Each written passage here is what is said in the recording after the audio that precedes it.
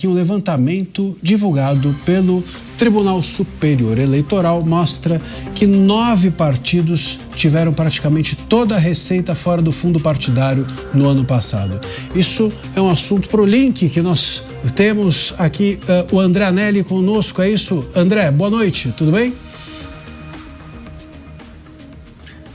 Oi, Xará, muito boa noite a você também e a todos aqui em Os Pingos nos Is na Jovem Pan. De acordo com dados do Tribunal Superior Eleitoral, do TSE, 9 de 29 partidos aqui no Brasil sobrevivem basicamente com doações eleitorais, com doações principalmente dos seus filiados. Isso porque esses partidos ou não têm acesso ao fundo partidário ou quando tem um volume de recursos considerado irrisório, que não é suficiente para cobrir as suas despesas. Antes de mais nada, a gente precisa diferenciar o que é o fundo eleitoral e o fundo partidário. A gente está falando aqui de fundo partidário, que é aquele justamente utilizado para cobrir as despesas do dia a dia dos partidos. Pagamento de aluguel de sede também, água, luz, internet, telefone, funcionários, enfim, todas aquelas despesas correntes que fazem parte, então, do dia a dia dos partidos, independentemente de campanha. Já o fundo eleitoral, esse sim, é utilizado apenas para campanhas nos anos de eleição. Então são 2 fundos distintos, ambos são custeados pela população com dinheiro público, mas nem todos os partidos têm acesso então a esses fundos por conta da chamada cláusula de barreira. O que ela significa? Explicando aqui então para o telespectador, para o ouvinte da Jovem Pan. É um mecanismo que calcula qual é o valor que cada partido vai ter, então, de acesso a esse dinheiro público, tanto no fundo eleitoral quanto no fundo partidário, e esse cálculo é feito conforme o desempenho na Câmara dos Deputados. Se o partido conseguir eleger pelo menos 3%, conseguir somar pelo menos 3% dos votos válidos na última eleição para a Câmara dos Deputados, ele tem direito, então, a uma fatia desses fundos, ou o fundo eleitoral ou o fundo partidário. Ou, então, o partido precisa eleger pelo menos 15 deputados federais espalhados nas regiões aqui do Brasil.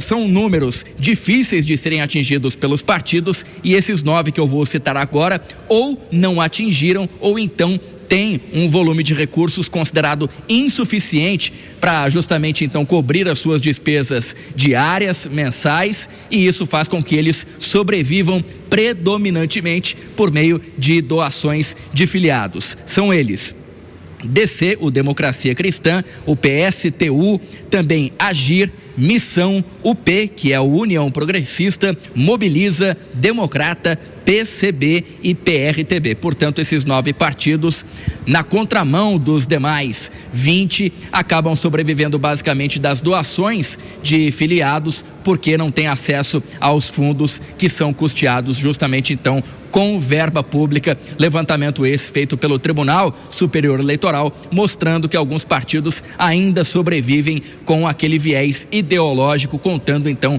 com as doações de seus integrantes ou de pessoas que são entusiastas a eles. André. Obrigado, Xará. Bom, a gente vai tocar a bola por aqui, falando um pouco sobre isso, né? Isso compõe o mosaico das eleições de forma definitiva, né? A gente está aqui falando de grana, com grana se faz, sempre, né? Se faz ou não se faz uma eleição. Isso hoje, os partidos são totalmente dependentes, né, disso. Nós temos mais de 30, exatamente quanto? 33 partidos, é o que eu sempre falo. É impossível você ter 33 ideologias. Isso significa que o partido ele se transformou em algo para extorquir grande parte da população que é obrigada a financiar por isso. Nós já falamos imensas vezes aqui, inúmeras vezes, de fundo eleitoral, fundão, depois de todas as emendas. Nós estamos falando de um orçamento onde a grande figura que nós temos hoje é que o Estado ele se tornou grande demais para as receitas que ele gera. No final de 2027, não terá mais nenhum real, o próprio governo falou isso, e o IFE, o Instituto Fiscal Independente do Senado, falou que, já mostrou por matemática, que no final de 2027 não haverá mais um real para os gastos não obrigatórios, que inclui, por exemplo, investimentos. O que eu quero dizer com isso? Que enquanto nós financiamos uma máquina para gerar e pagar essas eleições cada vez mais caras e ineficientes em retorno para a população, não há mais espaço para gastos básicos dentro da máquina pública brasileira. Não precisa ser nem um pingo mais inteligente para perceber que o país está caminhando para sua falência estrutural orçamentária. Está claro isso. E até quando nós vamos brincar de casinha e deixar que apenas crianças de 12 anos conduzam algo que é trilionário, que é o dinheiro do pagador de imposto, que é retirado de maneira forçada de todos nós e atingiu 33% do PIB? Mota, o que você acha?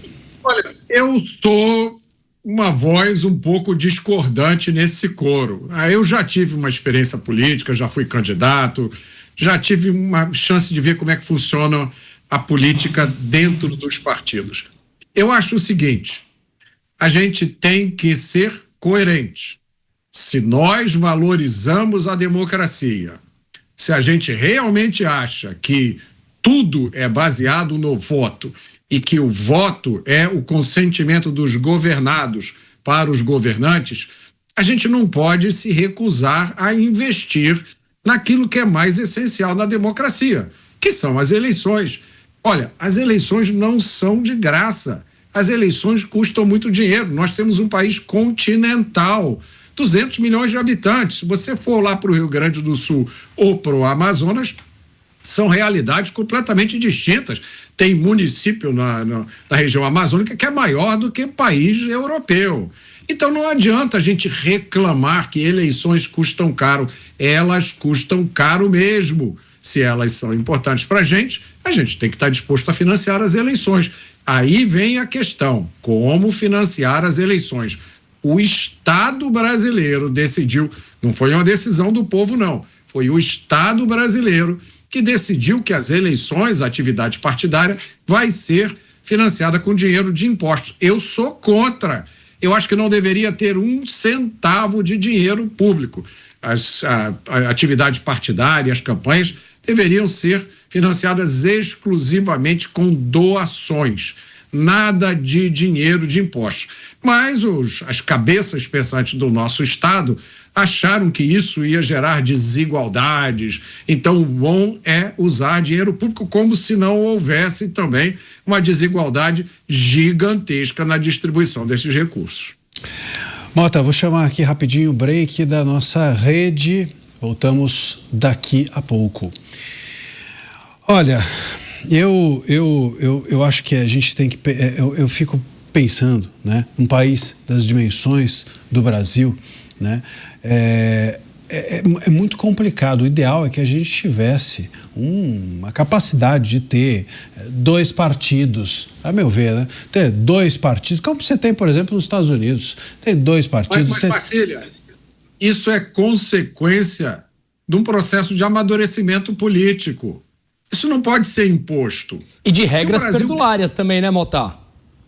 Não, olha só, se eu quiser criar um partido, o partido do Mota, porque eu acho que tem um aspecto da política pública que não está sendo valorizado, ninguém vê, só eu, desde que eu não use dinheiro público. Claro, qual é o lógico. problema disso? Tá? Concordo, a liberdade de você abrir o teu partido, quando eu mencionei os 33 partidos, não é o problema do número dele, ou que não tem esse número de ideologias, mas o mecanismo de funcionamento, onde ele simplesmente funciona porque tem espoliação da propriedade privada, ou seja, do teu dinheiro, do meu dinheiro, tomando de todos para financiar uma máquina dessa. Se você quer financiar com dinheiro privado, de amigo, de fundo, pouco importa. Aí é tua liberdade de fazer isso. Mas não existem 33 ideologias. Possível. Quer dizer, se você tem 33 partidos, é porque a parte do financiamento, a parte da grana, a parte do negócio está à frente da ideologia. Quer dizer, você perverteu a ideia. Surge um vácuo e os partidos são criados para suprir esse vácuo. Então eu acho que essa norma, ela deveria ser alterada, e eu acho que isso é, concordando com o que o Mota fala, em que se você tem esse vácuo gerado porque o funcionamento dele é pelo financiamento de dinheiro público, surgirão inúmeros para aproveitar essa brecha. Ao passo que se você simplesmente fala, terá que ser financiado com dinheiro privado, é bem provável que muitos não resistirão. É isso, e deixa eu lembrar vocês uma coisa, nos Estados Unidos existem 55 partidos, acabei de verificar aqui. É que a gente só conhece 2 porque só 2 fazem a diferença. Mas nos Estados Unidos existe até partido comunista. Eu conheço o Libertário também. Tem o Libertário, tem Partido Verde. Então, agora deixa eu só dar uma opinião aqui, tá?